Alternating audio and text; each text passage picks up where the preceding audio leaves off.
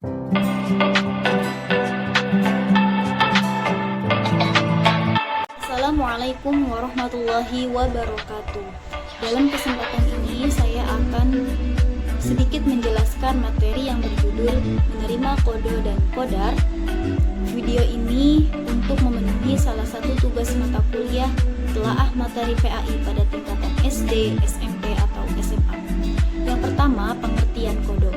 Qadha adalah keputusan atau ketetapan terhadap suatu ketentuan yang telah ditetapkan oleh Allah Subhanahu wa Ta'ala bagi makhluknya. Qadha tidak dapat diubah dan tidak dapat ditunda atau dimundurkan. Adapun contoh-contoh qadha antara lain, yang pertama, matahari terbit dari timur dan tenggelam di barat. Yang kedua, yaitu kematian itu pasti datang. Yang ketiga, bumi serta planet-planet lainnya berputar sesuai porosnya. Adapun hikmah beriman kepada qadha. Seseorang yang beriman kepada qadha akan bersikap dan berperilaku antara lain. Yang pertama, datang ke sekolah atau kegiatan lainnya tepat waktu.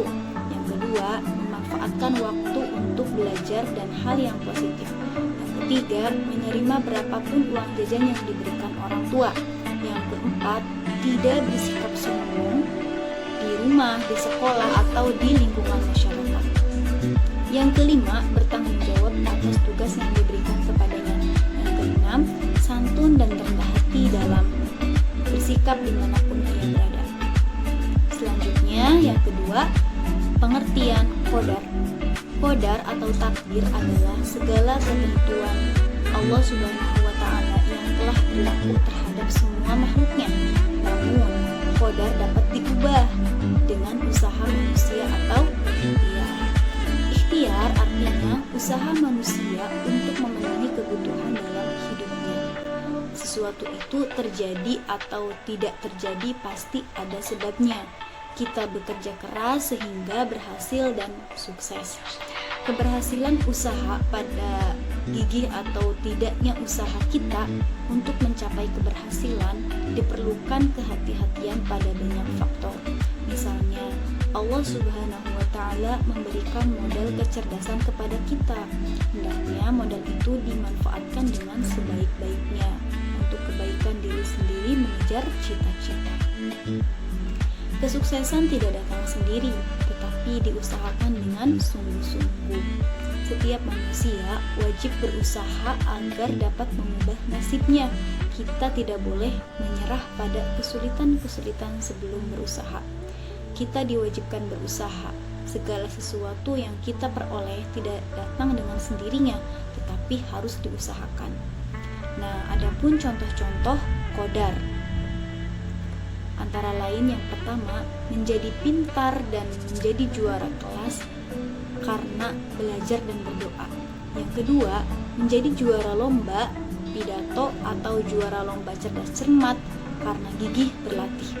Yang ketiga, yaitu menjadi anak yang disenangi dalam pergaulan karena ramah dan suka menyapa kepada siapa saja.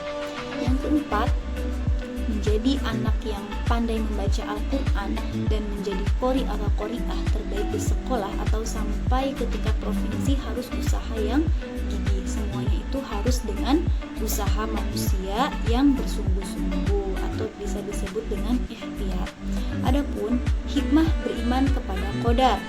Seseorang yang beriman kepada qadar akan bersikap dan berperilaku antara lain. Yang pertama, menyadari bahwa semua cita-cita yang diinginkan itu harus diusahakan. Yang kedua, memiliki rasa percaya diri dalam menghadapi tugas, misalnya mengerjakan PR sendiri. Lalu yang ketiga, giat dan disiplin dalam belajar, misalnya sebelum berangkat tidur harus belajar terlebih dahulu, atau sebelum tidur kita harus belajar terlebih dahulu, begitu. Demikian penjelasan dari saya menerima qadha dan qadar, semoga bermanfaat. Mohon maaf apabila ada kesalahan.